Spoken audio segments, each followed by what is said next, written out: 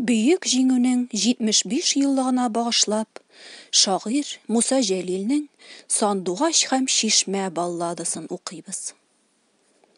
Таң атып, нурлары үпкәндә кырларны, шишмәләр күлләрне һәм калын урманны, сандугач уянып канатын кагына һәм карый ашкынып тын урман ягына. Ул якын сердәше шишмәне сагына. Таң кышын юксынып шишмә дә зарыга, сихерле тормышы бу ике гашыйкның, кабынды мәхәббәт утында яшьлекнең, бәйләде аларны ялкынлы саф сөю. Саф сөю алдында нечкәреп баш ию. Һәр иртә сандугач шишмәдә коена, ул аңа чиксез зур дан булып тоела. Иркәли таң кышын зөбәрҗәт тамчылар, әйтче, бу күренешкә сокланмый кем чыдар? Таңнарның берендә иркә кош сандугач, уянып карангач һәм канат кагынгач, килде тиз сердәше шишмәгә. Тик аның кайгылы моң баскан чәчәкле буйларын шишмә тын. Ул көлми, тибрәнми, селкенми, акбуз таш өстендә тамчылар сикерми. Болганып каралган көмештәй саф суы, уйлары таралган, йөрәге ярсулы. Сандугач аптырап сорашты дустыннан һәм әйтте сердәше дип: «Кичә шушыннан үтте ил дошманы, яшеренеп яр буйлап минем саф шифалы суымны агулап. Кан эчкеч, юлбасар, ул кача артыннан аны нык күзәтеп килгән яшь батырдан.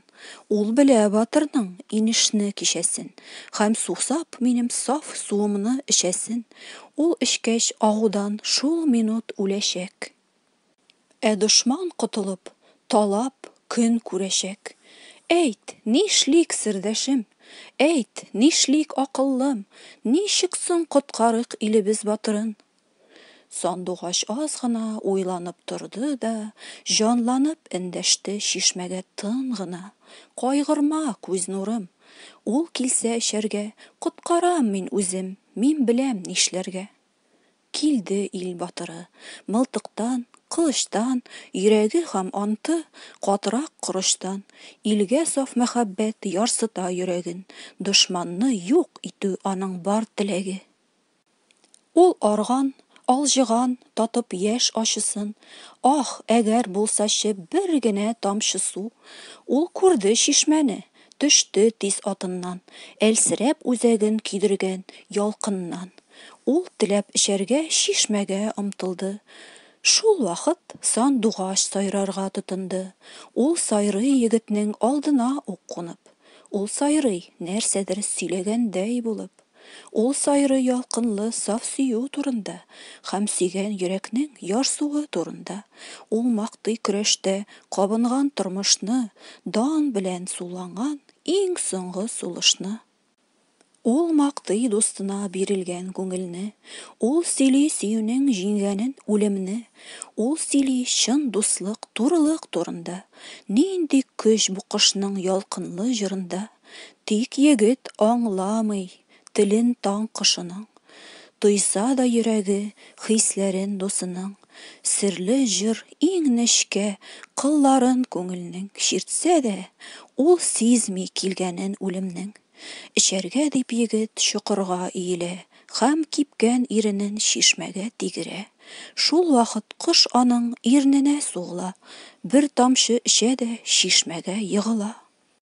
Сөйгәне куйнында соңгы кат талпынгач, шат, мәгърур һәм батыр җан бирә сандугач. Ә шишмә чайкалып ярларга ташлана. Урнында тик көйгән кап-кара таш кала.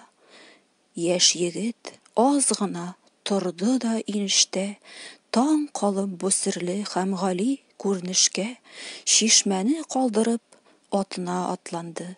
Юлбарыс шикелле дошманга ташланды. Ул сизде күңелендә иң гали хисләрнең өр-янга көч белән кабарып үскәнен. Ул улы хөр илнең һәм бөек атаның, ялкынлы йөрәктән ул сөя ватанын. Яшәде ул сөеп һәм үләр бер көнне. нәҡ мәғрур сандуғаш һәм шишмә шикелле.